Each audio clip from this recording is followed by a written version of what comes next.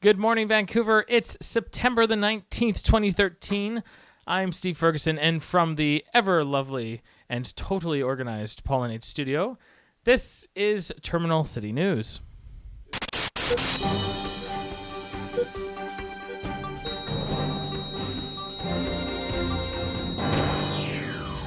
Owners of the Hudson condos above a Steve Nash Fitness World downtown are filing noise complaints due to excessive thumping, probably caused by dropping the free weights. They feel the noise to be excessive and interferes with their daily lives. Now, I don't mean to be insensitive, but what were you guys expecting? You've moved above a gym. Now, did it never once come up that maybe, just maybe, sounds from the gym might just slip in every once in a while? Now, here's an idea. If you want peaceful, quiet nights with little interruption, why are you living downtown? Go further out from the city. I know you can afford it.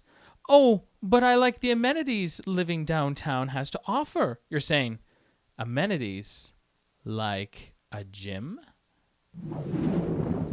The Pivot Legal Society and the Vancouver Area Network of Drug Users filed a complaint earlier this week saying that residents of the downtown east side are unfairly targeted for fines and penalties associated to jaywalking, more so than anywhere else in the city. Police argued back that since imposing lower speed limits and the enforcement of the fines, traffic fatalities due to jaywalking have plummeted. The advocacy groups, on the other hand, say it's basically just the lower speed limits that are doing it and that the residents of the area can't afford those fines, and so, as such, there's no point in having them. Police responded that a multi-pronged approach has nevertheless worked. And in the end, Mayor Gregor Robinson has struck down the complaint and upheld the police initiative. Well, I think we're focusing on the wrong issues here. According to Licia Corbella of the Calgary Herald, what we should actually be focusing on is the death of Corey Monteith and the evils of Insight. That's what this whole downtown east side thing is really about. 6-7 Films released a video called Speeding Kills Your Pocketbook just last week that has since gone viral and racked up about 1 million views. The video brilliantly shows how the speed limits are unrelated reflections of safe driving practices and encourages raising the speed limits on highways to be more conducive to actual driving practices. It's a compelling watch, and one hopes ICBC will hear its argument, although probably not.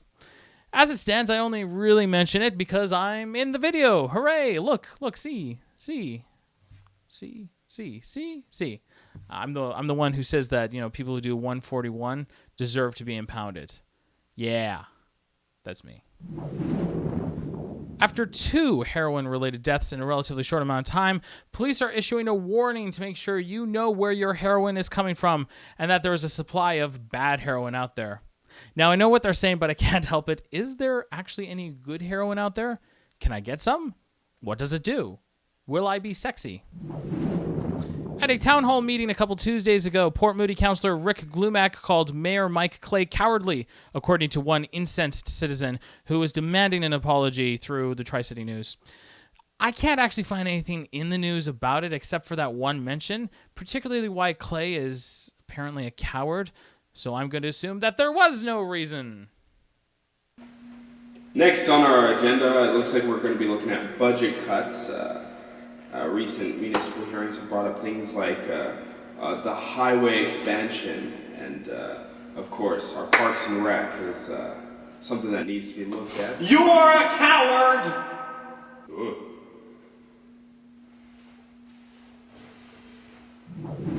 The city of Vancouver has come under fire for hiring a Hells Angel member, Ronaldo Lissing, as a city sanitation worker. The man has had a violent past, but has served out most of his sentence and is out on parole. Citizens are in an uproar about it because criminals don't deserve jobs, and they're also in an uproar about the fact that the man who hired him has since been promoted because naturally that's all this man has ever done in his career, and he should be judged just for that. I think Vancouverites need to chill the hell out. He collects garbage. So when he says that he's coming to you to take out the trash, he's actually eyeing those black bins that are heaped over in your little carport area. He's actually there to take out the trash, not to take out the trash, But I mean, if you need someone to take out the trash, he can probably hook you up to take out the trash. Both ways. BC Supreme Court Justice William Irk has told alleged sex offender Chris Mavros to stop delaying the inevitable by finding appropriate counsel. Apparently, Mavros has blown through 3 lawyers and is considering many others to represent him and is asking, please let me go through all these lawyers till I find someone who really matches me. The case against Mavros, who has pled not guilty, is pretty solid based on DNA evidence and many eyewitnesses. And the judge has no interest in postponing the trial any longer. So could someone please tell me that Mavros isn't waiting for a lawyer who's good looking?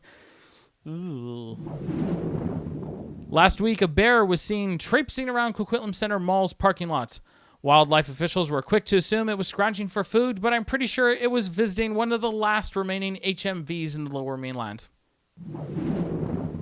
Okay, so our gracious Prime Minister decided to prorogue Parliament once again. This is actually fairly big news to those of you who don't care, as it means that those MPs we elected with huge paychecks get off doing another month of work. Thing is, though, Harper can't actually do this. He has to petition the Governor General, because the Prime Minister in Canada isn't the head of state. He's not the boss, but rather he's the people's representative to the Queen, who is our ruler, technically. That's why he's in the House of Commons. You know, it's the House of Commoners, the House of the People. Now, the Queen is far too busy to pop over to every country in the Commonwealth, as Lord knows she has so many corgis to look after. So she has representatives in each one of her countries called Governor Generals. So the Prime Minister had to approach Governor General David Johnston to end democracy for September, which, of course, David Johnston granted, because the Governor General will always hesitate to contradict the request of an elected official. Now, some opponents to the move are saying that the Governor General should have denied the request and insisted Harper keep Parliament running.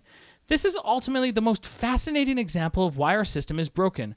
Our elected Prime Minister wants to halt democracy temporarily and counts on the appointed Governor General to not interfere with this. If the Governor General did, he would be exercising a dictator-like mandate that democracy must be followed. And then Prime Minister Harper would be outraged because he's enacting the will of his people, sort of, allegedly, to not engage in the role of a democratic government. So let's let that sink in for a minute here. Our Prime Minister wants to suspend democracy and is counting on the head of state to passively allow it, and the head of state won't object because it won't. It would be undemocratic to exact that power, and forget it. Okay, how much longer until 2015? Are we there yet? That's not quite all the news we have for you this week, Vancouver, but pretty much is. Let's take a moment to say goodbye to the Pollinate studio, as this will be the last episode to be filmed here, which means I have to pack all this stuff up. Anyway, I leave you with local band MITIGO's video for The Fly. Check them out on YouTube. They're pretty easy to look up. I've got the link for you right here. Look them up. Anyways, we will see you guys all next week from East Vancouver.